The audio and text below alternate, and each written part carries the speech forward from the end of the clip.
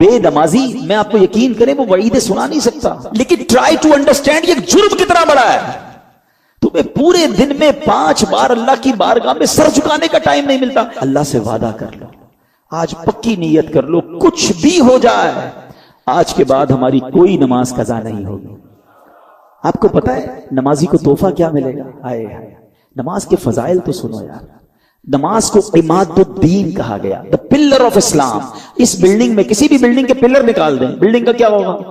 گر جائے گی۔ ہماری بلڈنگ میں پلر ہی نہیں، اگر ایمان کا پلر ہے اسلام، نماز جو ہے، نماز میرے آقا کی آنکھوں کی ٹھنڈک ہے۔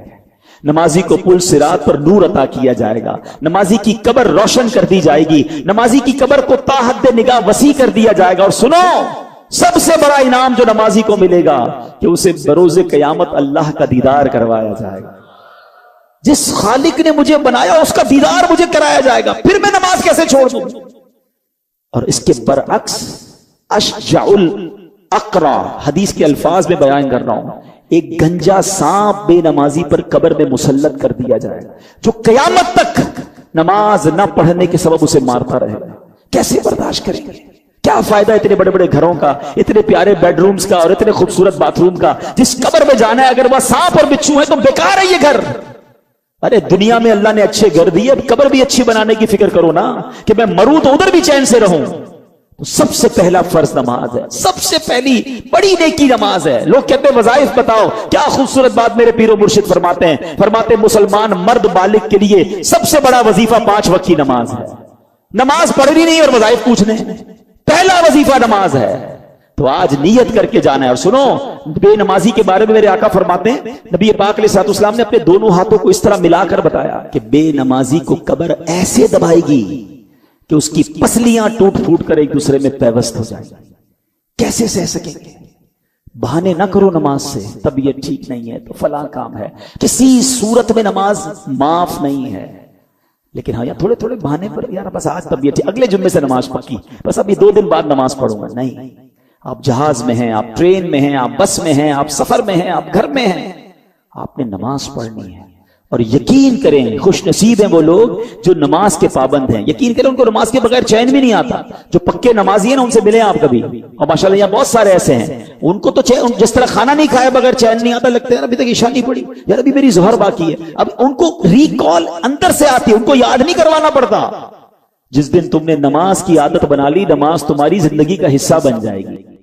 پیارے آقا مدینے والے مصطفیٰ صلی اللہ علیہ وسلم نے فرمایا، اللہ پاک کی خاطر آپس میں محبت رکھنے والے جب آپس میں ملیں، ہاتھ ملائیں اور نبی پاک صلی اللہ علیہ وسلم پر درود بھیجیں تو ان کے جدا ہونے سے پہلے دونوں کے اگلے پچھلے گناہ بخش دیے جاتے ہیں۔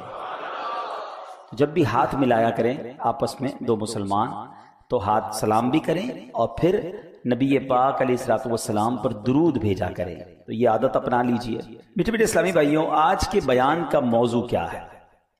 آج ایک بہت ہی عظیم ہستی کا ذکر خیر بھی کرنا ہے اور ایک بڑے ہی اہم موضوع پر اسی ضمن میں بات بھی کرنی ہے۔ 2 ذوالقعدہ کو دنیا علم کی ایک عظیم ہستی جن کو صدر الشریعہ بدر الطریقہ حضرت علامہ مفتی محمد امجد علی اعظمی رحمۃ اللہ تعالی کہا جاتا ہے، ان کا عرس منایا جاتا ہے۔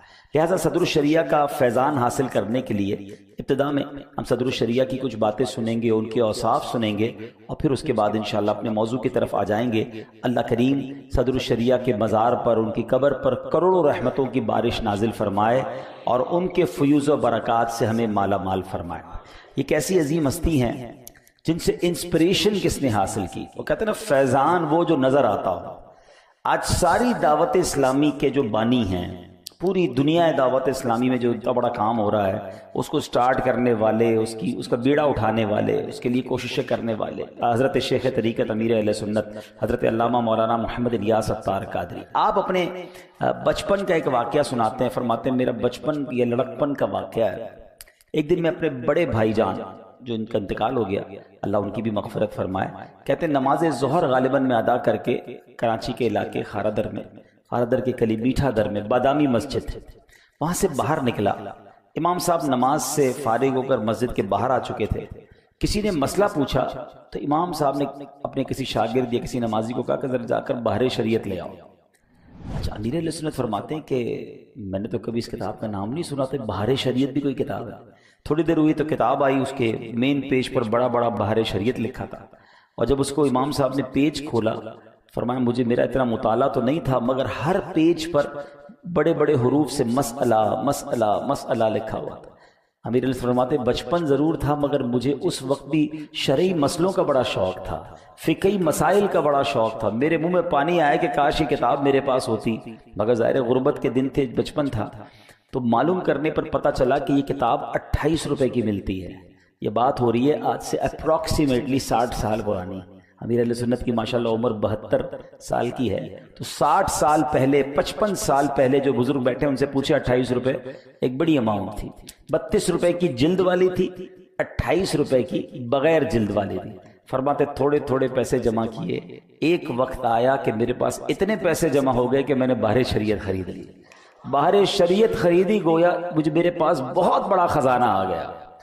اور امیر اہل سنت فرماتے ہیں کہ یہ وہ دور ہے کہ مفتی امجد علی اعظمی صاحب کا جو فیضان مجھے ملا، بحر شریعت کا فیضان ملا، کہ آپ فرماتے ہیں آج بھی علماء کی ضرورت ہے اور ان کے مبارک مسائل سورج کی کرنوں کی طرح جگمگا رہے ہیں. بحر شریعت کو فقہ حنفی کا انسائکلوپیڈیا کہا جائے تو بے جا نہیں ہوگا. جس نے آپ میں سے پڑھی ہے وہ جانتے وہ کیا کتاب ہے. یعنی یہ ون آف دا یونیک بک ہے فقہ حنفی کی، کہ اتنے مسائل اس میں آپ نے تحریر فرمایا اور اتنی باریک بینی سے آپ نے کام کیا. تو امیر اہل سنت دامت برکاتہ العالیہ اتنی گہرائی سے مسائل کو آج بھی بیان کرتے ہیں، اور آپ فرماتے ہیں یہ بحر شریعت کا فیضان ہے. ایسا لگتا ہے امیر اہل سنت کو بحر شریعت کے بہت سارے مسائل حفظ ہیں. تو ہم کہہ سکتے ہیں کہ آج دنیا میں اتنا بڑا دین کا کام جس شخصیت نے کیا ان کو بھی فیضان نصیب ہوا صدر الشریعہ بدر الطریقہ کا. اور یہ حضرت مفتی امجد علی اعظمی صاحب کے لیے کتنی بڑی صدقہ جاریہ والی بات ہو گئی کہ ایک نوجوان ہے جو آپ کی کتاب دیکھتا ہے، آپ کی کتاب پڑھنے کا جذبہ پیدا ہوتا ہے، پیسے جمع کر کے خریدتا ہے، اور پھر وہ مسائل ایسے یاد کر لیتا ہے کہ پھر لاکھوں کو مسائل سکھاتا ہے، کروڑوں لوگ اس سے فیضیاب ہوتے ہیں. تو آپ سوچیں مفتی امجد علی اعظمی صاحب کا کیا مرتبہ ہوگا. یہاں ایک اور چھوٹی سی بات، آج کے نوجوان پیسے جمع کرتے ہیں موبائل خریدنے کے لیے، پیسے جمع ہو رہے ہوتے ہیں موٹر سائیکل خریدنے کے لیے، کوئی گیم خریدنے کے لیے ہیں. ہمارے ٹارگٹس کچھ اور ہیں. اللہ والوں کے ٹارگٹس کیا ہوتے تھے؟ علم مل جائے، دین سیکھ لیں. اچھا آج بھی امیر اہل سنت کا تو ہم نے واقعہ سن لیا، لیکن اگر آپ واقعی کسی صحیح عالم دین سے مل لینا اور ان سے پوچھے کہ آپ کی خواہش کیا ہے، تو وہ تمنا کر کے بیٹھے ہوں گے یار تھوڑے پیسے جمع ہو جائیں تو وہ والی کتاب خریدنی ہے، وہ سیٹ خریدنا ہے، وہ تفسیر کی کتاب خرید. یعنی ان کے لیے خزانہ یہی ہے. علم کے جو شوقین ہوتے ہیں نا ان کے لیے خزانہ یہی ہوتا ہے، اور اتنا خوش ہوتے ہیں وہ خرید کے. میں تو بہت قریب سے دیکھا ہے کہ وہ کسی کتاب کو خرید کر اتنا خوش ہوں گے کہ بس الحمدللہ یہ کتاب مل گئی. کسی اور ملک میں ہوگی تو ادھر پیسے بھجوائیں گے کہ یار کوئی آ رہا ہو تو میرے لیے کتاب لیتے آنا. یعنی یہ ہے علم کے جو غواص ہوتے ہیں نا، جو غوطہ لگانے والے ہوتے ہیں، پھر جا کے انہیں موتی ملا کرتے ہیں. اللہ مجھے آپ کو بھی علم دین کا شوق نصیب فرمائے. یہ جو بحر شریعت ہے نا، یہ 100 سال تقریباً پرانی کتاب ہے، تو اس کی اردو بہت ڈیفیکلٹ تھی، ہر آدمی پڑھ نہیں سکتا تھا. تو الحمدللہ امیر اہل سنت نے بچپن میں جس وقت خریدی تھی، کون سوچ سکتا تھا کہ یہ وہ بندہ، یہ وہ بچہ کتاب خرید رہا ہے کہ اس کے بعد ایک ایسا ادارہ بن جائے گا کہ جو ہزاروں کتابیں لکھے گا. اور بحر شریعت جو ہے دنیا اسلام میں اگر آسان زبان میں تخریج کے ساتھ بہترین بائنڈنگ میں اگر کسی تنظیم نے شائع کی ہے تو وہ بھی دعوت اسلامی ہے. اب آپ بحر شریعت پڑھیں تو بہت آسان لگتی ہے. اچھا اور آسان کر دیا، شاید 3-4 ہزار روپے کا سیٹ بنتا ہے آج کے دنوں میں. کوئی کہے یار اتنا بڑا سیٹ خریدیں گے، بحر شریعت کی اپلیکیشن بنا دی. موبائل اپلیکیشن میں آپ بحر شریعت ڈاؤن لوڈ کر لیں. اب جو مسئلہ معلوم کرنا ہے آپ اس میں لکھیں نماز، تو نماز کے جتنے مسائل ہیں وہ اس اپلیکیشن کے ذریعے بحر شریعت سے وہ اپلیکیشن آپ کو نکال کے دے دے گی. یعنی میں ایک اور بات کہوں، پہلے کے زمانے میں نا جتنا پیچھے جائیں شوق زیادہ تھا مگر علم سیکھنا مشکل تھا. آپ نے وہ روایتیں سنی ہوگی نا کہ صحابہ کرام، اولیاء کرام مہینوں کا سفر کرتے تھے ایک حدیث سننے کے لیے. پتا چلتا تھا کہ فلاں ملک میں ایک راوی ہیں جن کے پاس ایک حدیث ہے، وہ روایت کرتے ہیں حدیث کو، سفر کر کے جاتے تھے اور وہ ایک حدیث سنتے تھے پھر سفر کر کے واپس آتے تھے. پھر اگلا دور آیا جو 100 150 200 سال پرانے سے کتابیں لکھی گئیں, مگر موبائل ایپلیکیشن یہ سب تو نہیں تھا. اب دین سیکھنا جتنا آسان ہے, پچھلے 1400 سالوں میں دین سیکھنا اتنا آسان نہیں تھا, مگر شوق چلا گیا, ذوق چلا گیا. یعنی اب تو اتنا آسان ہو گیا ہے, نہ کتابیں خریدنے جانا ہے, نہ کتابوں کے لیے کوئی لائبریری بنانی ہے, اب تو ڈاؤن لوڈ کر لیں بھائی اور پڑھتے جائیں. اب تو آڈیو بکس آ گئی ہیں, آن لائن کورسز آ گئے ہیں, درس نظامی بھی بندہ آن لائن کر سکتا ہے. مگر بات وہی ہے کہ وہ ذوق اور وہ شوق نہ رہا, وہ علم کی قدر نہ رہی. ہم جس شخصیت کی بات کر رہے ہیں وہ علم کے سمندر تھے. صدر الشریعہ بدر الطریقہ کی تو کیا بات ہے, اور ان کی قدر وہی جانتا ہے جس نے بحر شریعت پڑھی ہو. اللہ کریم ہم سب کو ان کے صدقے علم نافع نصیب فرمائے. آپ کا کچھ تعارف سن لیتے ہیں. محسن اہل سنت, خلیفہ اعلی حضرت, مصنف بحر شریعت, حضرت علامہ مفتی امجد علی اعظمی رضوی, سنی, حنفی, قادری, برکاتی رحمت اللہ تعالی. 1300 سنہ ہجری میں ہند کے ایک قصبے مدینۃ العلماء گوسی شریف میں پیدا ہوئے. آپ نے ابتدائی تعلیم اپنے دادا مولانا خدا بخش سے گھر پر ہی حاصل کی, پھر اپنے قصبے ہی میں مدرسہ ناصر العلوم میں پڑھتے رہے. اس کے بعد آپ پیلی بھیت میں حضرت مولانا وسیع احمد صورتی کی خدمت میں حاضر ہوئے, ان سے دورہ حدیث مکمل کیا. درس نظامی یعنی عالم کورس مکمل ہونے کے بعد صدر الشریعہ صوبہ بہار ہند میں مدرسہ اہل سنت میں آپ نے پڑھانا شروع کیا. اسی دوران بریلی کے تاجدار امام عشق و محبت اعلیٰ حضرت کی زیارت نصیب ہوئی, اعلیٰ حضرت سے بیعت کا شرف حاصل کیا. صدر الشریعہ کو یہ بھی شرف حاصل ہوا کہ 18 سال سیدی اعلیٰ حضرت امام اہل سنت کی صحبت اور خدمت میں حاضر رہے. مرشد کامل کا منظور نظر امجد علی, مرشد کامل کا منظور نظر امجد علی, اس پہ دائم لطف فرما چشم حق بین رضا. اے میرے بیچے اسلامی بھائیوں, صدر الشریعہ نے ساری زندگی دین متین کی خدمت میں گزار دی. اچھا یہاں ایک اور بات بھی بتا دوں, یہ جو کنز الایمان شریف ہے نا, ترجمہ قرآن کنز الایمان جو اعلیٰ حضرت نے لکھا, یہ بھی مفتی امجد علی اعظمی رحمت اللہ تعالی نے ضد کی تھی. اعلیٰ حضرت سے بار بار عرض کرتے تھے کہ حضور آپ ایک ترجمہ قرآن دے دیں. آپ فرماتے میرے پاس ٹائم ہی نہیں ہے, مصروفیت بہت زیادہ تھی, فتاوے لکھنے ہوتے تھے, لوگ ملنے آتے تھے. کہ حضور بس آپ ترجمہ دے دیں جو آپ کے قلم سے نکلے گا, ایسا ترجمہ دنیا میں اور کوئی نہ ہوگا. بہت انہوں نے جس کو کہتے ہیں نا فالو کیا. اب سیدی اعلیٰ حضرت نے انہی کے ذمہ کام لگا دیا. فرمایا ٹھیک ہے, عصر کے بعد تھوڑا وقفہ ہوتا ہے, میرے پاس آ جایا کرو, تم قرآن کی آیت تلاوت کرتے رہنا, میں ترجمہ زبانی بیان کرتا جاؤں گا. اچھا یہ کنز الایمان کا جو ترجمہ ہے نا, ترجمہ لکھنے کے لیے علماء بڑی بڑی ڈکشنریاں, بڑی بڑی تفاسیر, بڑی بڑی کتابیں لے کر بیٹھتے ہیں, پھر ایک ایک آیت کا ترجمہ ہوتا ہے. اعلیٰ حضرت امام اہل سنت نے جو کنز الایمان عطا فرمایا, جس کی آج پوری دنیا میں دھوم ہے, مفتی امجد علی اعظمی حاضر ہوتے تھے کاغذ قلم لے کر, آیت تلاوت فرماتے, اعلیٰ حضرت فل بدی رائٹ اوے اس کا ترجمہ بتاتے جاتے, وہ لکھتے جاتے. اچھا مفتی امجد علی اعظمی کہتے میری ڈیوٹی یہ تھی کہ میں یہ ترجمہ لکھنے کے بعد گھر جاتا اور مختلف تفاسیر نکالتا, علماء کرام کے ترجمے نکالتا, عربی کی کتابیں نکالتا, اور اس کے ساتھ اعلیٰ حضرت کا ترجمہ میچ کرتا. کہتا جب ساری تفسیر پڑھتا تو سمجھ آتی تھی کہ ان سب تفسیروں کا نچوڑ اعلیٰ حضرت نے ترجمہ کنز الایمان میں عطا فرما دیا ہے. تو یہ بھی احسان ہے مفتی امجد علی اعظمی صاحب کا کہ سیدی اعلیٰ حضرت کو تیار کیا کہ آپ ترجمہ قرآن کنز الایمان عطا فرمائیں. بہرحال آپ کا انتقال بھی کیسا شاندار ہوا ہے, مرنا تو سبھی نے ہے, مگر آپ کا سفر حج میں انتقال ہوا. آپ اپنے شہر سے بمبئی تشریف لائے, وہاں سے پانی کے جہاز میں لوگ حج پر جاتے تھے, مگر آپ پانی کے جہاز میں سوار ہونے سے پہلے ہی آپ کو نمونیا ہو گیا, اور سفینے میں سوار ہونے سے پہلے ہی ذوالقعدۃ الحرام کی دوسری شب 12:26 پر اس دنیا فانی سے آپ رخصت ہوئے. اور سبحان اللہ, یہ کیا فضیلت ان کو حاصل ہوئی کہ حدیث پاک کے مطابق جو شخص حج کے لیے گھر سے نکلے اور راستے میں وفات پا جائے, قیامت تک اس کے لیے حج کرنے والے کا ثواب لکھا جائے گا. آئے ہائے ہیں, اللہ ہمیں بھی راہ مدینہ میں موت عطا فرمائے. اللہ کرے مدینے میں گنبد خضرا کے سامنے موت عطا فرمائے. سبحان اللہ.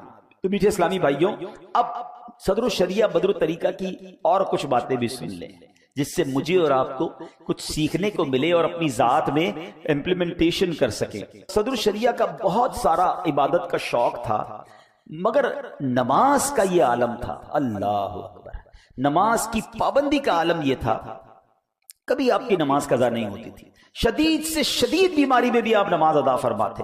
ایک بار آپ اجمیر شریف میں تھے, آپ کو شدید بخار ہوا, بے ہوشی طاری ہو گئی. ظہر کے وقت شروع ہونے سے پہلے آپ بے ہوش ہو گئے اور عصر تک اسی حالت میں رہے. جیسے ہی بیدار ہوئے نا تو آپ نے اپنے شاگرد سے کہا, یہ بتاؤ ظہر کا وقت باقی ہے کہ نہیں؟ کہ حضور ظہر کا وقت تو چلا گیا. اللہ, اب یہ سننا تھا کہ آپ کے چہرے کی کیفیت ایسی ہو گئی کہ بہت تکلیف ہوئی ہو, آنسو نکلنا شروع ہو گئے. کہا حضور خیر تو ہے؟ کہاں تکلیف ہو رہی ہے؟ کہا تکلیف نہیں ہو رہی, بس تکلیف یہ ہو رہی ہے کہ ظہر قضا ہو گئی. کہا حضور آپ تو بے ہوش تھے, جب بندہ بے ہوش ہوتا ہے تو وہ مکلف نہیں ہوتا, اس کو گناہ نہیں ہوگا. تو آپ فرماتے ہیں کہ ٹھیک ہے گناہ تو نہیں ہوگا, مگر میں مقررہ وقت پر دربار الہی میں حاضری سے محروم ہو گیا. وہ ٹائم تھا اللہ کی بارگاہ میں حاضر ہونے کا, وہ ٹائم مجھ سے چلا گیا. اے میرے میٹھے اسلامی بھائی, بے ہوش ہیں, بستر پر ہیں, مگر تکلیف یہ ہے کہ نماز چلی گئی. ایک بار زندگی میں کبھی ایک بار ایسا ہوا ہمارے ساتھ, جو موبائل گرنے سے, جیب کٹنے سے, پیر پہ ٹھوکر لگنے سے تمہیں تکلیف ہوئی, اتنی بھی تکلیف کبھی نماز قضا ہونے پر ہوئی؟ بلکہ نماز قضا کرنے کے تو کچھ لوگ بہانے ڈھونڈتے ہیں, ہاں معذرت کے ساتھ, بس یار آج سر میں بہت درد ہے, کل سے پڑھ لوں گا, آج طبیعت ٹھیک نہیں ہے, بس آج رہ جا, آج اگلے جمعے سے پڑھ لوں گا. یہ نہ کرو. اچھا ایک اور بڑا پرابلم ہے, جو پکا نمازی بھی ہو نا, ٹرین میں تو گئی نماز اس کی, ابھی ٹرین میں کہاں وضو کریں گے, کہاں نماز پڑھیں گے, ٹرین میں کھانا پھر کیسے کھاتے ہو بھائی؟ نہیں وہ تو اسٹیشن سے کھا لیتے ہیں, نہیں وہ تو گھر سے لے کے جاتے ہیں. بس میں نماز گئی, یار بس میں کہاں اتریں گے, جہاز میں. اچھے خاصے نمازی کی نماز بھی سفر میں چلی جاتی ہے. کیوں چلی جاتی ہے بھائی؟ سب سے پہلا فرض نماز ہے. یہ بستر پر ہیں, بے ہوش تھے, مگر اٹھتے ہی پہلا سوال کہ نماز کا وقت ہے کہ نہیں. اللہ کرے ہماری گٹی میں نماز ہو جائے, ہماری زندگی کا سب سے مین ٹاپک ہی نماز ہو جائے. اور یہ فرض بھی تو ایسا ہی ہے نا, سب سے پہلا فرض ہے نماز, اور پھر نماز کے بعد افضل لوگ وہ ہیں جس کو بہت پسند کیا گیا, وہ جماعت ہے. کہ بندہ نماز بھی پڑھے اور جماعت کے ساتھ پڑھے, مسجد میں آ کر پڑھے. سبحان اللہ, سیدی صدر الشریعہ کا جماعت کا معمول کیسا تھا؟ بوڑھے ہو گئے تھے مگر پھر بھی مسجد میں پہلے پہنچ جاتے. بعض اوقات تو ایسا ہوتا کہ مؤذن صاحب لیٹ ہوتے تو آپ ہی جا کر اذان بھی دے دیا کرتے تھے, اتنا مسجد جانے کا شوق تھا. ایک بار آخری جب وقت تھا, بڑھاپا بڑھ گیا, تو آپ کی بینائی کمزور ہو گئی. فجر کے لیے گھر سے نکلے جماعت کے لیے, تو آپ کے گھر اور مسجد کے درمیان ایک کنواں بھی تھا, اور کنواں کھلا ہوا تھا. کنویں کے اوپر منڈیر ہوتی ہے نا, دیکھا نا آپ نے, وہ چھوٹی سی جس کو ہماری بھیم میں پاڑی کہتے ہیں, تو ایک منڈیر سی بنی ہوئی تھی. تو آپ اندھیرے میں جا رہے تھے, نگاہیں کمزور تھی, آپ اس منڈیر پہ چڑھ گئے, اور قریب تھا کہ اس کنویں میں گر جاتے. پیچھے سے خاتون نے آواز لگائی کہ مولانا صاحب کنویں میں گر جاؤ گے, آگے مت بڑھو. پھر اس آواز سے سمجھ آئی کہ میں کہیں اور نکل گیا ہوں. واپس آئے اور مسجد پہنچے, اور آپ نے نماز فجر با جماعت ادا کی. اس کیفیت میں بھی ان کی جماعت نہیں جاتی تھی. اور آج ہم ہیں, یار گرمی بہت ہے, سردی بہت ہے, تھک گیا ہوں, لیٹ سویا ہوں. نہیں میرے بیٹھے اسلامی بھائی, جماعت یہ بہت بڑی نعمت ہے, اور جماعت کو جو تھام لیتا ہے نا, اس کی نماز اور پکی ہو جاتی ہے. اور نماز کے جماعت کے بارے میں تو کیسی کیسی سبحان اللہ ہم نے فضیلتیں سنی. قرآن مجید فرقان حمید میں اللہ تبارک و تعالی ہمیں جماعت کے بارے میں گویا کس طرح میں ارشاد باری مل رہا ہے. اللہ فرماتا ہے وَارْكَعُوا مَعَ الرَّاكِعِينَ, اور رکوع کرنے والوں کے ساتھ رکوع کرو. اس آیت کی تفسیر میں کیا ہمیں سننے کو ملتا ہے, آپ سنیں اور ایمان تازہ کریں کہ مفسر قرآن حضرت مفتی احمد یار خان نعیمی فرماتے ہیں اس آیت کا مطلب یہ ہے کہ جماعت سے نماز پڑھا کرو, کیونکہ جماعت کی نماز تنہا نماز پڑھنے سے 27 درجے افضل ہے. ہر مسلمان مرد جو عقل مند ہے, پاگل نہیں ہے, بالغ ہے, نابالغ نہیں ہے, آزاد ہے, غلام نہیں ہے جیسے پہلے کے دور میں غلام ہوتے تھے, اور مسجد تک پہنچنے کی طاقت رکھتا ہے, اس پر 5 نمازیں مسجد میں آ کر با جماعت ادا کرنا واجب ہے. اگر بغیر کسی شرعی مجبوری کے ایک بار بھی جماعت چھوڑے گا تو گناہگار ہوگا, اور کئی بار جماعت ترک کرے گا تو ایسا شخص فاسق ہے. اور جو شخص مسجد میں پہنچنے کی طاقت نہیں رکھتا, مثلا نابینا ہے یا اس کی ٹانگیں سلامت نہیں ہیں, شدید بیمار ہے, چل پھر نہیں سکتا, ایسے شخص پر اگرچہ جماعت واجب نہیں ہے البتہ افضل اس کے لیے بھی ہے کہ یہ بھی مسجد میں آ کر با جماعت نماز ادا کرے۔ الحمدللہ نبی پاک علیہ الصلوۃ والسلام کا عمومی عمل یہی تھا کہ آپ فرض نمازیں با جماعت ادا فرماتے۔ سبحان اللہ، پیارے آقا علیہ الصلوۃ والسلام کی بارگاہ میں بیماری کی حاضری تھی، سخت بیماری کا وقت تھا۔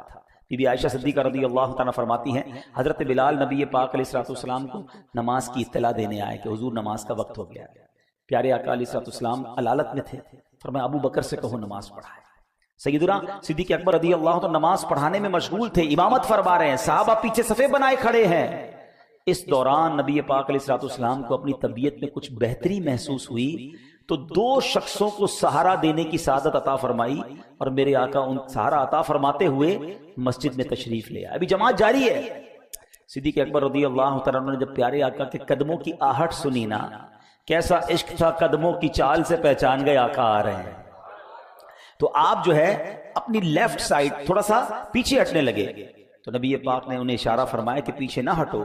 پھر آپ علیہ الصلوۃ والسلام صدیق اکبر رضی اللہ عنہ کی جو بائیں طرف بیٹھ گئے، صدیق اکبر نے کھڑے ہو کر اور آپ نے بیٹھ کر نماز ادا فرمائی۔ صدیق اکبر رضی اللہ عنہ کی اقتداء میں نبی پاک علیہ الصلوۃ والسلام نے یہ نماز ادا فرمائی۔ اس سے پتہ چلتا ہے کہ پیارے آقا علیہ الصلوۃ والسلام کو جماعت سے کتنی محبت تھی۔ نبی پاک اس کیفیت میں بھی مسجد میں تشریف لائے، سہارا لے کر بھی آنا پڑا تو میرے آقا تشریف لائے۔ تو اے میرے میٹھے اسلامی بھائیوں، سے ہمیں پتہ چلتا ہے کہ جماعت کی کیا اہمیت ہے۔ سیدی اعلیٰ حضرت امام اہل سنت کے بارے میں آتا ہے، ایک بار ربیع الاول شریف میں 12ویں شریف کی محفل پاک میں شرکت کرنے اور بیان فرمانے کے بعد شام کو سیدی اعلیٰ حضرت شدید بیمار ہو گئے۔ اس مرض کی شدت بیان کرتے ہوئے خود اعلیٰ حضرت فرماتے ہیں اس بار ایسا بیمار ہوا کبھی نہ ہوا تھا، اپنا وصیت نامہ بھی لکھوا لیا۔ اس مرض کی حاضری کے دوران ایسی نازک حالت تھی کہ مسجد آپ کے گھر کے بالکل قریب تھی، اس کے باوجود خود چل کر مسجد میں حاضر نہیں ہو پاتے تھے، لیکن قربان جائیے ان کی جماعت سے محبت پر کہ آپ نے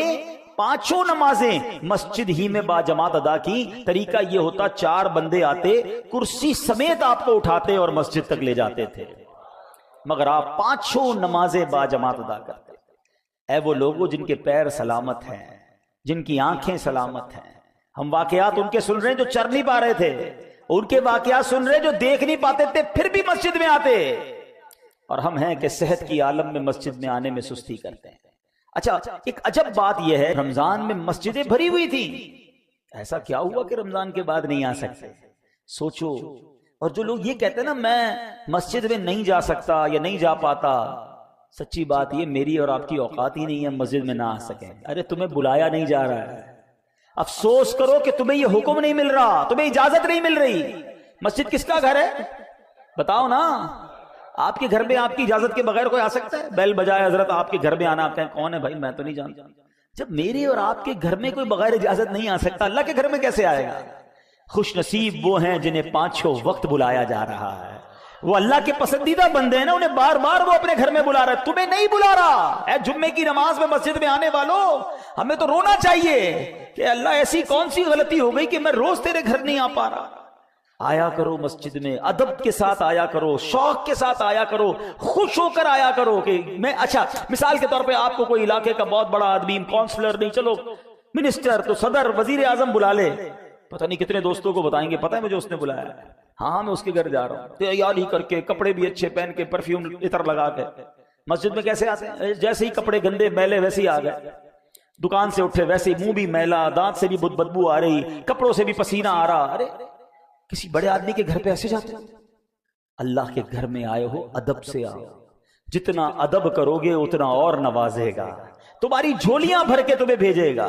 ایک اور بات، لاجیکلی بات، آپ کے گھر پہ جب مہمان آتا ہے آپ کیا کرتے ہیں؟ تیاری کرتے ہیں، یار مہمان آ رہا ہے ذرا اچھی اس کی خاطر تواضع کرنی ہے، خوش ہو کر جائے، میرا گھر دیکھ کر جائے گا تو ذرا اچھے انداز سے گھر کو، اور آنے والے کو آپ کو تحفہ بھی دیتے ہیں، ایسا ہی چاہتے ہو نا مہمان خوش ہو کے جائے۔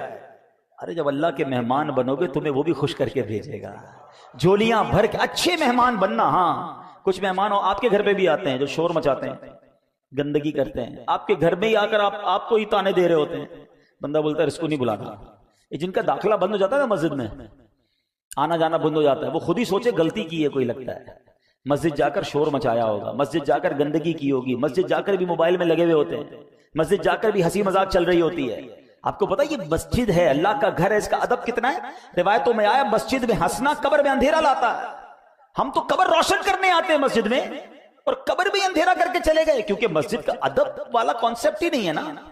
دنیا والوں کے گھر جاؤ تو بچوں کو بھی سمجھا کے جاتے ہیں شور مت کرنا، بہت بڑے آدمی ہیں ناراض ہو جائیں گے، بچے وہاں بڑا ادب سے رہنا، اور یہاں بچوں کو لا کے پیچھے چھوڑ دیتے ہیں۔ ادھر تو چھوڑو کعبے میں چھوڑ دیتے ہیں، بچے گھوم رہے ہیں، کھیل رہے ہیں، کود رہے ہیں۔ یہی حال کسی بڑے آدمی کے گھر پہ کرتے ہو اپنے بچوں کے ساتھ۔ یاد رکھو یہ بے ادبیاں یہ کہیں ایسا نہ ہو ہمارا داخلہ ہی مسجد میں بند ہو جائے، ہم سے چھین لی جاتی ہے روحانیت، یہ برکت چھین لی جاتی ہے۔ روایتوں میں کچھ لوگوں کو مسجد کا کبوتر کہا گیا، کئی خوش نصیب ایسے ہیں، یہ بزرگوں میں ہوں گے ایسے ماشاءاللہ، جو پانچوں نمازیں مسجد میں روز نظر آئیں گے، مسجد کے ساتھ تعلق مضبوط ہو جاتا ہے ان کا۔ قیامت کے دن جن خوش نصیبوں کو اللہ کے عرش کا سایہ نصیب ہوگا، اس پوری لسٹ میں ایک وہ شخص بھی ہے کہ جب وہ مسجد سے باہر جائے اس کا دل مسجد میں لگا رہے، دوبارہ کب جاؤں گا۔ مسجد سے باہر جا کر بھی مسجد میں دل لگا رہے، ادھر تو معاملہ ہی الٹا ہے، مسجد میں آ کر بھی دل باہر لگا رہتا ہے، باہر کب جاؤں گا، ختم کب ہوگی نماز، دعا سے پہلے ہی نکل جاتے ہیں۔ سوچیں تمہارا مسجد میں دل نہیں لگ رہا، جس کو ویسے میں ایک مشورہ بھی دیتا ہوں، جس کا دل مسجد میں نہ لگے نا، آنے کے بعد گڑبڑ شروع ہو جائے نا، بھاگم بھاگ بے چینی، اس کو اپنے دل کا علاج کرنا چاہیے۔ یار میں اتنا برا ہوں، اللہ کے گھر میں بھی مجھے سکون نہیں مل رہا، تو پھر کدھر ملے گا؟ ہاں یہ میرے دل کا پرابلم ہے۔ اور علماء نے فرمایا بھی کہ مومن کی مثال ایسی ہے جیسے مچھلی پانی کے اندر ہوتی ہے، فش ان دا واٹر، وہ مسجد کے اندر ایسا ہی ہوتا ہے۔ مچھلی کیسے مزے میں ہوتی ہے پانی میں، باہر نکالو تو بے قرار اچھلتی کودتی، ایسا لگتا ہے پھر پانی میں ڈالو نہ مر جائے گی۔ فرمایا یہ مومن کی مثال ہے، مسجد میں آئے سکون جیسے ٹھکانے پر آ گیا۔ لیکن ادھر معاملہ الٹا ہے، کچھ لوگوں کا حال ایسا ہوتا ہے کہ fish out of the water ہوتی ہے، مسجد میں آ کے ہی بے چینی، بار بار گھڑی دیکھ رہے ہیں، امام صاحب 1 منٹ لیٹ ہو گئے۔ ہاں ایسے بھی ہوں گے ہمارے یہاں کچھ، امام صاحب کو روک لیتے ہیں، حضرت 2 منٹ آج نماز لیٹ ہو گئی، آپ نے آج 1 منٹ دعا لمبی کرا دی۔ ارے اللہ کے، اچھا یہی 2 منٹ کا شکوہ کرنے والا بار پان کی دکان پہ آدھا گھنٹہ کھڑا ہوگا، ادھر کوئی ٹینشن نہیں، اللہ کے گھر میں 2 منٹ زیادہ کیوں گزر گئے؟ ارے نماز ختم بھی ہو جائے پھر بھی کیا جلدی ہے جانے کی؟ کس کے گھر میں بیٹھے ہو؟ رحمان کے گھر میں بیٹھے ہو، رحیم کے گھر میں بیٹھے ہو، کریم کے گھر میں بیٹھے ہو، دینے والے کے گھر میں بیٹھے ہو، مشکل حل کرنے جدھر سے حل ہونا ہے۔ جتنے تمہیں دکھ ہے نا، بیمار ہو، قرضے میں ہو، ٹینشن میں ہو، روزگار پرابلم، اولاد کا مسئلہ، رشتوں کی رکاوٹ، whatever calamity you have, سب حل اسی کے در سے تو ہونی ہے، اور اس کریم کے در پر آ کر بھاگنے کی پڑی ہے۔ سچ بتاؤں کبھی کبھی مسجد کے کونے میں بیٹھ جایا کرو، اللہ سے باتیں کیا کرو، ہاں اللہ سے باتیں کیا کرو، یہ کمال ہے۔ یقین بتاؤں آپ کو، دنیا میں بڑے آدمی سے بات کرنے کا موقع نہیں ملتا، ٹائم پہلے لینا پڑتا ہے، اول تو ٹائم ہی نہیں ملتا، مل بھی جائے تو کسی سیکرٹری کے تھرو ٹائم ملتا ہے، وہ پہلے ہی بتا دیتا ہے صاحب بہت بیزی ہیں، 5 منٹ سے زیادہ بات نہیں کر سکتے۔ ہاں آپ 5 منٹ بات کریں، پیچھے سے وہ آ جائے گا سر آپ کا ٹائم پورا ہو گیا، دوسرے صاحب آ رہے ہیں۔ اتنا مشکل ہے دنیا میں بڑے لوگوں سے بات کرنا، مگر میں بتاتا ہوں جس نے کائنات بنائی ہے اس سے بات کرنا کتنا آسان ہے، اس خالق سے، اس مالک سے، بڑے بڑے شہنشاہوں کو شہنشاہی جس نے عطا کی ہے۔ میرے اور رب کے بیچ میں کوئی سیکرٹری نہیں ہے، ہاتھ اٹھاؤ اور ڈائریکٹ بات کرنا شروع کرو، جتنی دیر کرنی ہے کرو نا بات، اور وہ خود فرماتا ہے ادعونی استجب لکم، مانگو میں تمہیں عطا کروں گا، وہ دینے کے لیے تیار ہے۔ ہم پکارتے، ہمیں جلدی اتنی ہے، ہمیں اس کے گھر میں چین ہی نہیں آ رہا۔ ارے 2 رکعت نفل پڑھ لی، کبھی تسبیح پڑھ لی، سب چلے گئے تو کونے میں اللہ سے باتیں شروع کر دی۔ سوچو نا، اپنی ماں سے جب آپ تڑپ کر بات کرتے ہو تو ماں سینے لگا لیتی ہے، جب اللہ سے عرض کرو گے کہ مولا پریشان، اے میرے مولا پھنس گیا ہوں، اللہ بہت گناہ ہو گئے ہیں، نہیں چھٹ رہے گناہ، مالک کسی طریقے سے بچا لے، بندہ تیرا ہو، برا ہو گیا ہوں تو اچھا کر دے، وہ چاہے تو سب ٹھیک ہو جائے گا نا۔ یا اللہ نمازوں میں دل نہیں لگ رہا، اے اللہ سجدوں کی لذت نہیں مل رہی، اللہ تلاوت کرتا ہوں تو دل چاہتا ہے بند کر دوں قرآن میں اور پڑھنا چاہتا ہوں، اللہ آنکھیں حرام دیکھنے سے بچ نہیں پا رہی، کرم کر، میں کیسے جہنم کا عذاب سہ سکوں گا مولا، اے اللہ حرام روزی سے بچا لے، میری روزی میں برکت بولو نا جو دل میں اللہ سے، کون روک رہا ہے تمہیں؟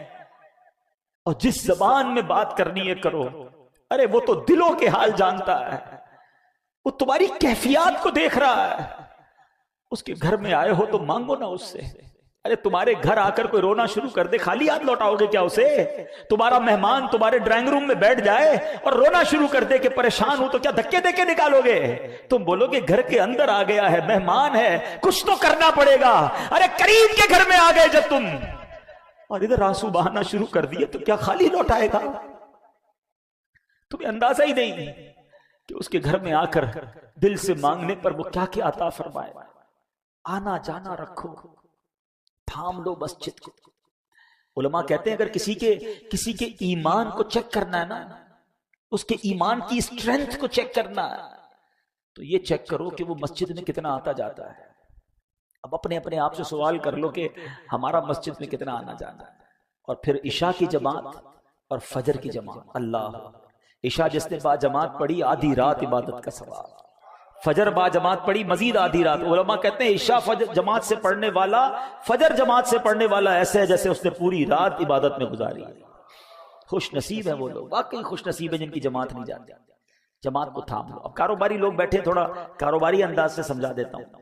کوئی مال آپ کا بکتا ہے 10 روپے کا, ٹھیک ہے, اور یہی مال آپ حیدرآباد جا کر بیچے تو 270 روپے کا بکے گا. 27 ٹائم ملٹیپلائی ہو جائے, 1000 روپے کی آئٹم 27,000 کی بکے گی. حیدرآباد چھوڑو, دبئی بکے گی تو وہاں چلے جاؤ گے. 27 ٹائم, ڈبل کے لیے لوگ دنیا میں کسی ملک چلے جاتے ہیں, تو 27 ٹائم ثواب ہے.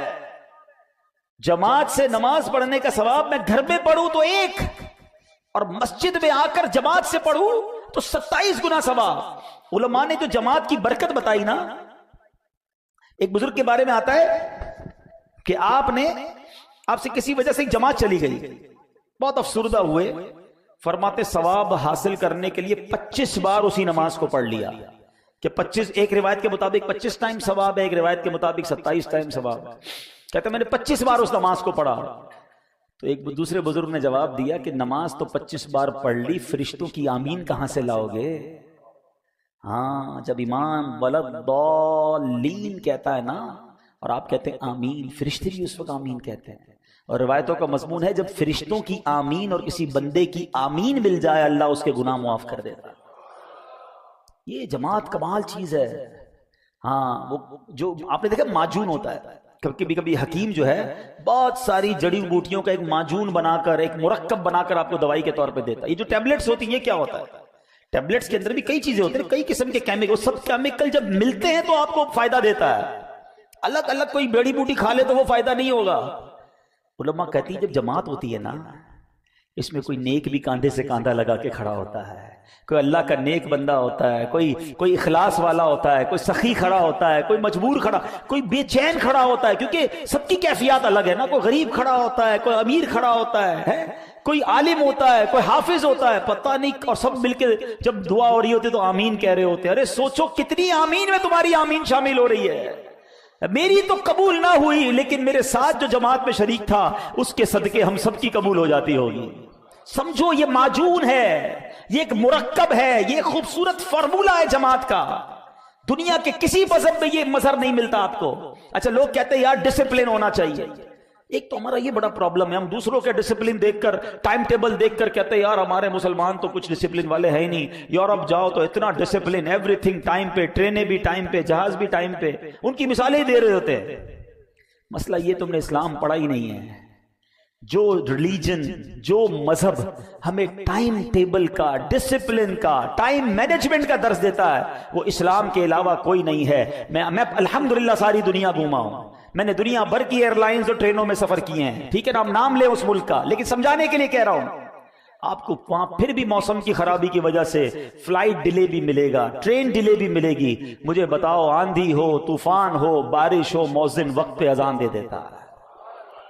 دنیا کی لاکھوں مسجدیں آن ٹائم اذان دی جاتی ہے, آن ٹائم جماعت کھڑی ہوتی ہے. ارے 1 2 4 ٹرینیں اور پلین ٹائم پہ چلا لینے سے کچھ نہیں ہوتا. ہر دنیا میں رنگ و نسل کے امام اور مؤذن ہوتے ہیں, مگر لاکھوں مسجدوں میں آن ٹائم اذان ہونا, آن ٹائم جماعت ہونا. ارے 1 منٹ پہلے مغرب میں ہم افطار نہیں کرتے, 1 منٹ پہلے سحری بند کر لیتے ہیں, 1 منٹ بعد کھانا نہیں کھاتے. اتنی ٹائم مینجمنٹ دنیا میں اور کون سے مذہب میں ہے؟ ارے اسلام تو صبح و شام ہمیں ٹائم مینجمنٹ سکھا رہا ہے. وقت ختم ہو گیا تو نماز قضا قضا ہو جائے گی. وقت شروع نہیں ہوا تو نماز تم نہیں پڑھ سکتے. ہمیں کتنا ٹائم کا پابند کیا گیا ہے. یہ الگ بات ہے اگر ہم اپنی لائف میں امپلیمنٹیشن نہ کریں, ورنہ ٹائم مینجمنٹ جتنی خوبصورت انداز میں اسلام عطا کرتا ہے دنیا میں اور کوئی مذہب عطا نہیں کرتا. اتنا لوگوں کے دیکھ کر ڈی مورلائز نہ ہو جایا کرو. میں آپ کو بتاتا ہوں ٹائم مینجمنٹ اور مینجمنٹ کے ساتھ ڈسپلن کے ساتھ ٹریول کیسے ہوتا ہے. دنیا میں کئی آپ نے بڑے بڑے جو جس کو کہیں جلسے ہوتے ہیں, بڑے بڑے ایونٹ ہوتے ہیں. کتنے لوگ ہوتے ہیں؟ 25,000 50,000. بہت بڑا ایونٹ ہو گیا, 1,00,000 2,00,000. حج میں کتنے لوگ ہوتے ہیں؟ اللہ پاک کووڈ کا خاتمہ فرمائے, پھر حج کے سفر شروع ہو, 35 لاکھ 35 لاکھ لوگ ٹائم کے ساتھ چل رہے ہوتے ہیں. آج رات مزدلفہ میں گزارنی ہے تو سب نے مزدلفہ میں گزارنی ہے. اب ٹائم کے ساتھ چلنا ہے. آج مینا میں رات گزارنی ہے تو مینا میں گزارنی ہے. عرفات میں ہونا ہے تو عرفات میں ہونا ہے. ایسی مینجمنٹ, اتنا ٹائم ٹیبل, اتنا ڈسپلن, سبحان اللہ. اتنے بجے سے اتنے بجے تک کنکری مارنی ہے تو اسی میں کنکری مارنی ہے. لاکھوں لوگوں نے مارنی ہے. اسلام تو پریکٹیکلی ہماری ساری عبادتیں ہمیں ٹائم مینجمنٹ سکھا رہی ہیں کہ وقت کی اہمیت کیا ہے. اب بندہ نماز بھی پڑھے اور باقی کام سارے دیر سے کر رہا ہو تو قصور تو اس کا ہے. نماز تو روز ٹائم سکھا رہی ہے کہ جب نماز ٹائم پہ پڑھنی ہے تو باقی کام بھی ٹائم پہ کرنے ہیں. وعدہ کرنا ہے تو پورا کرنا ہے. کسی کو ٹائم دینا ہے تو ٹائم پہ پہنچنا ہے. ایک بات تو یہ کلیئر ہو گئی. اب دوسری بات, جو مساوات کا درس ہے نا جماعت میں, اللہ اکبر, یہ سیکھنے والی بات ہے. جو لوگ تھوڑا سا کمپیریٹیو ریلیجن پڑھا ہوا ہے, جنہوں نے دیگر مذاہب کے بارے میں معلومات کی ہے, میں مذہبوں کا نام نہیں لیتا, کئی مذہب ایسے ہیں جن میں الگ الگ قوموں کے الگ الگ عبادت کے ٹائمنگز ہیں, یا ان کے چرچز ہی الگ بنے ہوئے ہیں. فلاں کمیونٹی کا چرچ الگ, فلاں اس کا عبادت گاہ الگ, اس قوم کی عبادت گاہ الگ. یعنی وہ ایک ہی مذہب والے لوگ ہیں مگر ایک ساتھ عبادت نہیں کر سکتے کیونکہ قوم الگ ہے, سٹائل الگ ہے, ان کی کاسٹ الگ ہے.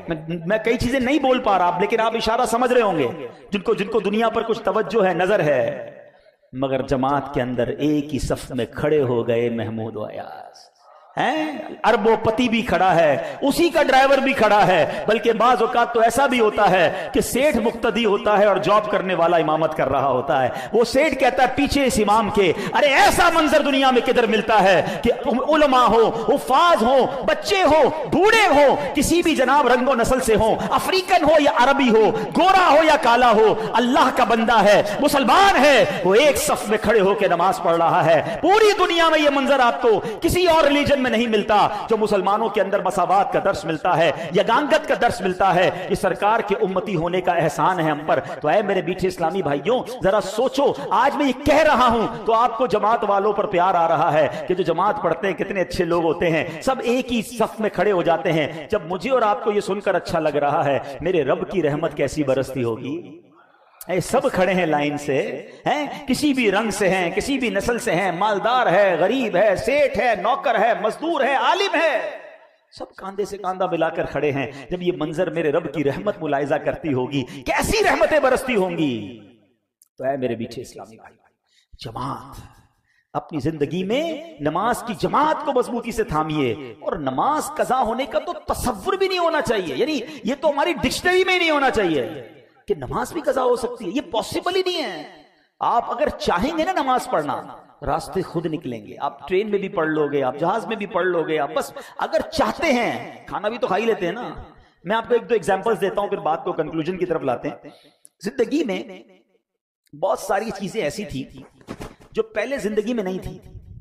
مثال کے طور پہ کسی کو اللہ نہ کرے کوئی بیماری ہو جائے تو دوائی ڈاکٹر کہتا ہے بھائی 3 ٹائم کھانی پڑے گی, شوگر ہو گئی, یہ کولیسٹرول ہو گیا, یہ فلاں دوائی نہیں کھاؤ گے تو طبیعت اور خراب ہو جائے. دوائی پہلے لائف میں نہیں تھی, لیکن اب کیا کیا, جب دوائی آ گئی تو ہم نے اس کا اپنے زندگی میں سیٹ کیا. ناشتے کے بعد کھانی ہے تو گھر والوں کو بھی بتا دیا, دوپہر کو کھانی ہے تو آفس میں ایک ٹیبلٹ کی ڈبی رکھ دی, اپنے اسٹاف کو بھی بتا دیا بھائی ٹائم پہ یاد دلا دینا, جیب میں بھی رکھنا شروع کر دیا, یار بھول نہ جاؤں. یعنی جو چیز لائف میں امپورٹنٹ ہوتی ہے ہم اس کو اپنی لائف کا حصہ بنا لیتے ہیں. جس کی زندگی میں نماز امپورٹنٹ ہے نا, میں آپ کو صحیح بتا رہا ہوں, یہاں بہت سارے ایسے لوگ ہوں گے کہ جن کی زندگی میں نماز اتنی اہم ہے کہ نماز نہ پڑھے تو چین نہیں آتا. ایسا ہوتا ہے نا, یار نماز نہیں پڑھی ہے, ان کو تھوڑی تھوڑی دیر بعد خود ہی ریکال آ رہی ہوتی ہے, یار ابھی تک عشاء نہیں پڑھی. وہ بے چین رہیں گے, ان کو خود ہی ان کی باڈی نماز پڑھوائے گی, کیونکہ ان کو ویسے ہی چین نہیں آ رہا جیسے کھانا کھائے بغیر آپ کو چین نہیں آتا. تو ایسی اپنی زندگی کا حصہ جس دن آپ نے نماز نے بنا لیا نا تو الارام خود ہی بجے گا اندر، خود ہی آپ تیار ہو جائیں گے. پھر ایک اور بڑا مسئلہ ہے فجر کا. لوگ کہتے ہیں یار 4 نمازیں تو پڑھ لیتے ہیں، فجر نہیں ہو پاتی. کیوں بھائی؟ کہتے ہیں آنکھ نہیں کھلتی. بڑا عجیب بات ہے، تمہاری فجر میں آنکھ نہیں کھلتی. کبھی ایسا ہوا کہ صبح 7 بجے کی فلائٹ اس لیے مس ہو گئی ہو کہ آنکھ نہ کھلی ہو؟ 7 بجے کی فلائٹ تھی تو رات تو سویا ہی نہیں تھا میں حضرت، خوشی کے مارے 4 بجے ایئرپورٹ پہنچ گیا تھا. کبھی 8 بجے صبح آفس کی کوئی امپورٹنٹ میٹنگ مس ہو گئی ہو؟ اسکول پہنچ جاتے ہیں ٹائم پہ، کالج پہنچ جاتے ہیں، نماز ہی مس ہوتی ہے، آفس میٹنگ پوری ہو جاتی ہے، فلائٹ ٹرین سب ملتی ہے. اس کا مطلب کیا ہوا کہ جو امپورٹنس فلائٹ کی، ٹرین کی، میٹنگ کی ہے، وہ امپورٹنس آپ کی زندگی میں نماز کی ابھی ہوئی نہیں ہے. ورنہ کچھ بھی ہو جائے نماز کیسے چلی جائے. تو بہرحال میرے میٹھے اسلامی بھائیو، جب رمضان میں نمازیں پڑھ سکتے ہیں نا تو ابھی بھی نمازیں پڑھ سکتے ہیں. اور نماز کے بغیر زندگی اچھی نہیں ہے. نماز کو پتہ ہے احادیث میں کیا کہا گیا؟ الصلاۃ عماد الدین. یہ مسجد میں پلر ہے نا، عماد کہتے ہیں ستون کو، یہ ستون ہے. نماز دین کا ستون ہے. اللہ نہ کرے کوئی ستون نکال دے، عمارت کا کیا ہوگا؟ گر جائے گی نا. بغیر ستون کی عمارت گر جائے گی، ستون ہی نکال دے. ہماری دین کی عمارت کا ستون نماز کو کہا گیا ہے. اگر وہ ستون نکل گیا تو یہ دین کی عمارت ہی کہیں بیٹھ نہ جائے. ہے میرے میٹھے اسلامی بھائی، آج پکی سچی نیت کر کے جانا ہے. صدر الشریعہ کا جذبہ دیکھو، اولیاء کرام کی باتیں ہوئی ہیں کہ آج کے بعد ہماری کوئی نماز قضا نہیں ہوگی. اچھا صرف نماز نہیں، جماعت بھی قضا نہیں ہوگی انشاءاللہ. ہاں یہ جو برکت ہے نا، نمازیوں کی برکت، یہاں نہ جانے کون کون آتا ہوگا، اللہ کے گھر کی برکت، پھر 27 گنا ثواب. تو بیپاری بنو نا بھائی، تھوڑی سی زندگی رہ گئی، یہ زیادہ نیکیاں کمانی ہیں. اور مسجد میں آ کر بیٹھنے کی بھی عادت ڈالیں. حدیث پاک سن لیتے ہیں. تو حضرت ابو سعید خدری رضی اللہ تعالیٰ عنہ اس کے راوی ہیں کہ اللہ پاک کے آخری رسول مقبول صلی اللہ تعالی علیہ وسلم نے فرمایا، جب بندہ با جماعت نماز پڑھے پھر اللہ پاک سے اپنی حاجت یعنی ضرورت کا سوال کرے تو اللہ پاک اس بات سے حیا فرماتا ہے کہ بندہ حاجت پوری ہونے سے پہلے لوٹ جائے. اچھا واللہ میں نے یہ حدیث پڑھی نہیں تھی، لیکن بات میں نے یہی کہی تھی، کیسے اللہ تمہیں خالی لوٹائے گا. اور دیکھو میرے آقا نے بھی حدیث میں یہ بات، اللہ یہ حیا فرماتا ہے کہ کیسے بغیر حاجت پوری کیے کیسے لوٹائے گا. اس کے گھر میں آؤ گے تمہاری جھولی بھر کے لوٹائے گا. تو بس اب تو یہ کمال ہو گیا نا، ساری حاجتیں پوری کروانی ہیں تو با جماعت نماز اور آ کر پھر دعا میں بھی سکون کے ساتھ بیٹھا کریں. اللہ کریم ہم سب کو مسجد میں آنا جانا اور با جماعت نماز پڑھنے کی توفیق عطا فرمائے. اور الحمدللہ اس کی اتنی فضائل ہیں کہ ایک بہت خوبصورت خلاصہ بیان کر دیتا ہوں، مزید جذبہ بیدار ہو پھر انشاءاللہ بیان کو ختم کرتے ہیں. کہ احادیث کے مطابق فرض نماز جماعت سے ادا کرنے میں ایمان والا ہونے کی گواہی ہے. سبحان اللہ کہتے رہے. اللہ پاک با جماعت نماز پڑھنے والوں کو محبوب رکھتا ہے. نماز با جماعت تنہا یعنی اکیلے پڑھنے سے 27 درجے افضل ہے.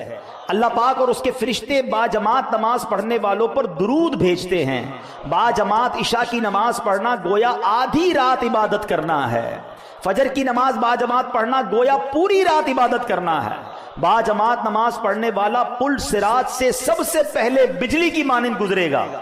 با جماعت نماز ادا کرنے والوں کی شان و شوکت دیکھ کر اہل محشر رشک کریں گے، اس کے گناہ بخش دیے جائیں گے. جو نماز با جماعت کے لیے مسجد میں آئے اس کو ہر قدم کے بدلے ثواب ملے گا. مسجد کی طرف جانے والے کے ہر قدم پر 1 درجہ بلند ہوتا ہے، 1 گناہ مٹا دیا جاتا ہے. اللہ کریم اس کے لیے صبح و شام جنت میں مہمانی کا اہتمام فرمائے گا. نماز کے لیے اٹھنے والا ہر قدم صدقہ ہے. بندہ جب تک نماز کا انتظار کرتا رہے بھلائی پر رہے گا، اللہ پاک کی حفاظت پہ رہے گا، شیطان سے محفوظ رہے گا. با جماعت نماز پڑھنے والے کو روز قیامت عرش کا سایہ نصیب ہو. ہائے ہائے ہائے، اتنے انعام ہو تو پھر جماعت کیسے قضا ہوتی ہے. انشاءاللہ با جماعت نماز پڑھیں گے.